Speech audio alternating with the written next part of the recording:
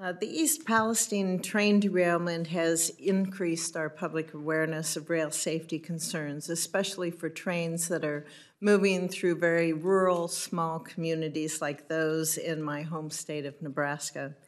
This committee takes rail safety very seriously. Modern technologies can enhance railroad safety, especially in how rail cars and tracks are inspected. Mr. Jefferies, can you explain how a two-pronged inspection system using visual and automated track inspections can improve rail safety? Thank you for that, and thank you for your efforts on rail safety.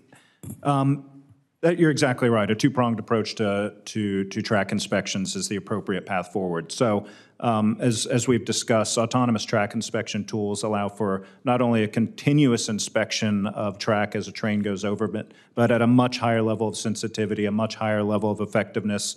Has been found to be 90% more effective in identifying flaws in the track before they become serious risks.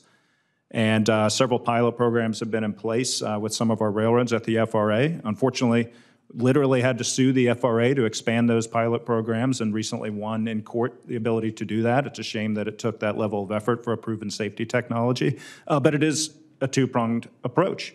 ATI doesn't catch everything, and it doesn't do every job that a human inspector does. So we absolutely still need the human inspection capabilities, and hopefully our inspectors are also spending more time addressing found anomalies than using the naked eye walking the tracks. And again, there's a place for both, and it's a complementary approach that I think will result in a much higher level of safety, which should be the ultimate goal for everybody. Yeah, you know, that is the ultimate goal. That's what we're trying to get at here. So what's impeding the use of those automated technologies throughout the whole rail network?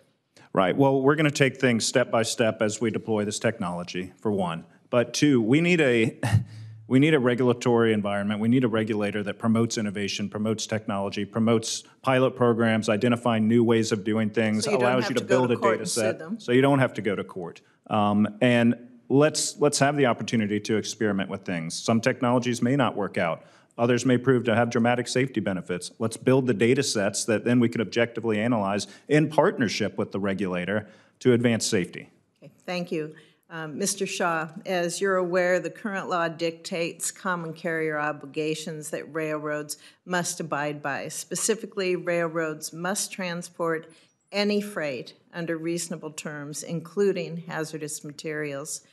Mr. Shaw, can you explain how the common carrier obligation impacts the way that your railroad transports hazardous material in coordination with shippers? Yes, thank you for that question, Senator. Rail remains one of the safest forms of handling hazardous materials. We do have a common carrier obligation to handle product. We work very closely with our customers, with our fellow railroaders, and with elected officials and with the regulatory body to handle that in the safest manner possible. And I'll note that in 2022, our derailments were the fewest that they've been in the last 2 decades.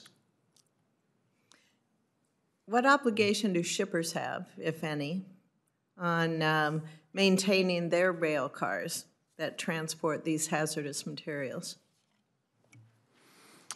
Senator, as you know, there are many components of the Vance-Brown bill that we fully support. And the rail industry has been advocating and pushing for stronger tank car standards for about the last 8 years, is my understanding, and that is included in the bill. Okay, thank you very much. I just have a couple short questions here, Mr. Jefferies, for you. When I talk to my constituents in Nebraska, one of the items I hear about frequently is community notification. Folks just want to know what dangerous things could possibly be moving through their towns and cities while still maintaining the security that's needed, that information is controlled in a way, because we all know that there's a lot of people out there that would like to cause mischief. That would be disastrous. Right.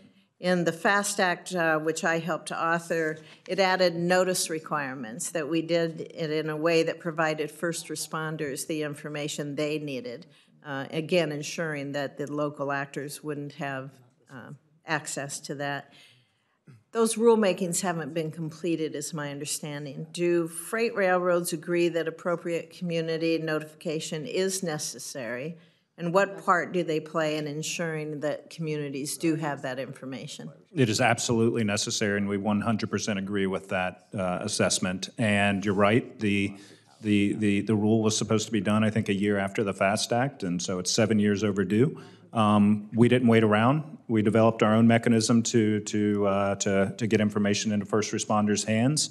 But we need help building awareness. We just sent letters out to every firefighter association in each state trying to build awareness. We're shifting towards versus a responder by responder sign-up process to a emergency communications center model, because to Senator Vance's point earlier, if you're in a rural area, you don't necessarily have cell service, but there's a requirement that you always have radio service, to my knowledge, with the Emergency Communications Center. So if the Emergency Communications Center has that access, the first responder can quickly get that from there. But we've got more work to do, and look forward to working with Congress for further ways to get that information into those hands who need it. Thank you. Thank you, Madam Chair.